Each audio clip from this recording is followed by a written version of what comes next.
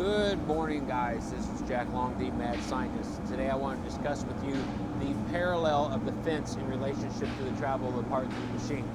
So one of the problems that people have quite often is whether or not the fence is parallel to the travel of the chain as the part is introduced. And it might seem like this is a fairly non-important alignment, but what can happen is a few things. One is if the fence is canted in this position here, where the part is introduced this way, you can see that no longer are we holding this relationship 90 degrees. This shows up in a couple places. It shows up in your corner rounders if you have those. It shows up in your end trimmers because we all have those. It also shows up quite a bit in your pre-mills.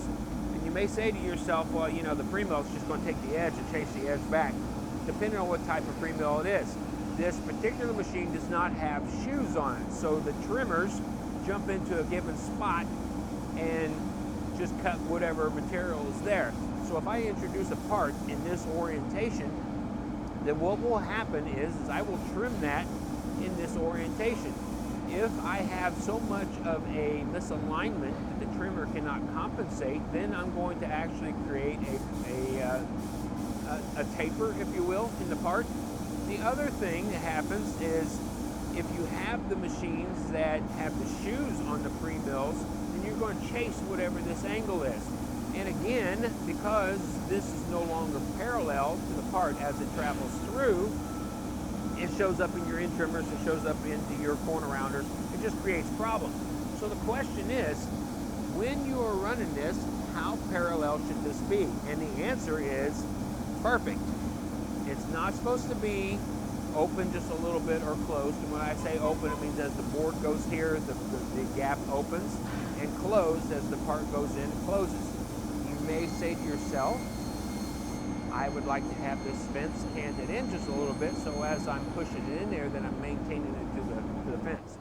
And that also is an incorrect answer, because as the part goes in, it will add stress as it comes in here. It will add stress to that part, and the part will actually start to do this as it goes through the machine. Now, here's where it gets tricky. When you have a misalignment here, it changes in relationship to the length of the part. So if I have a part that's only 6 inches long, like I'm doing the end of a drawer front, I'll never see that. But if I have a part that's 8 feet long and I come out through here, then what will happen is, as it's being introduced into it, you'll add stress to that part, and that part will travel back and forth on your track. When that happens, depending on the width of your part, you know that your parts rarely are straight because we've got stress in the part, and the part moves all by itself. Now we've introduced an uncontrolled variable in the machine. So the question is, when I am setting this up, how do I set it up, and where do I measure it? So that's what I've gotten set up here. I have a sample board that I've laid in here, and I just ran this in. I introduced it by hand in all fairness, so I cannot measure this. But what you're going to do is you're going to run it in somewhere in here in the machine, and then you're just going to come up underneath it, underneath the chain in here, and you're going to measure from the side of your track pad to the side of your board. And then you're going to go down a few feet, and you're going to do the same. This needs to be parallel to within 0.1 millimeters of being perfectly parallel. Now, take in consideration that you're measuring against the side of a plastic chain, so don't just go in and measure one spot. So you're going to measure, say, one here, go down the next track pad, measure there, go down here and measure next, write your numbers on the top up here, and then go down here and you're going to do the same thing down here, and you're going to look for an average, and then reprocess the part again, check those numbers again, and what you're looking for is consistency. You'll notice that this part that I have in here is long. It's about 4 feet long, and it's also about, I want to say 8 inches wide, something like that, 7-8 inches wide. And I've done that for a couple of reasons. The length is for control and the width is for stability. Okay, but that's how you're going to go in, and that's how you're going to parallel this up. Now you may ask yourself, why would this fence ever get knocked out? And there's a couple reasons. Is usually what happens is the operators, because of what we're doing with the machine, the operators are coming up and they're being told, maintain this to the fence, maintain it to the fence, maintain it to the fence. So they're coming up here and they're leaning on this, or they're putting extra pressure on it. As the machine runs, it's normal for this part of the fence to get tweaked out. Okay, that's just the way it is. Now, all of your manufacturers, bar none, will make this fence adjustable, but they'll also make it robust enough that it should not move.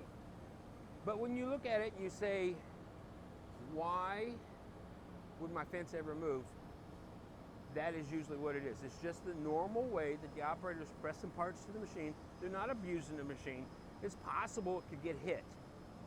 I mean, because it usually sticks out here in nowhere land, but not in this scenario. The other reason that you could have parts that are creeping off the fence is on this front of this back in here, and I can't get this cover off because we're going to be running the machine here shortly. But there is an idle sprocket that's down here. So as the chain comes up, wraps around, goes up, the alignment left and right, the alignment this way, side to side, of your chain as it's being passed back up to the guides is important. So if that front sprocket is off this direction, every time that the track pad is being handed off to the guide, it's going to travel to the left. It's going to travel to the left. As it captures your part, it's going to creep that off to the left. Same thing going the other direction. So if the sprocket is misaligned to the left, as it tracks, it's going to track your part to the right. Okay? The key to this is to look for patterns. So if the part has this running down through here, if you see that the part is starting to creep off as it runs, just kind of keep an eye on that, because occasionally you're going to see when it's going to do this. It's going to come back and forth, and that happens usually from the stress in the board. But the checking, the confirmation, is with this. Nothing else matters but this, okay? When you're doing this test, you're going to do it with a stable board. With or without pre-mill, doesn't really matter.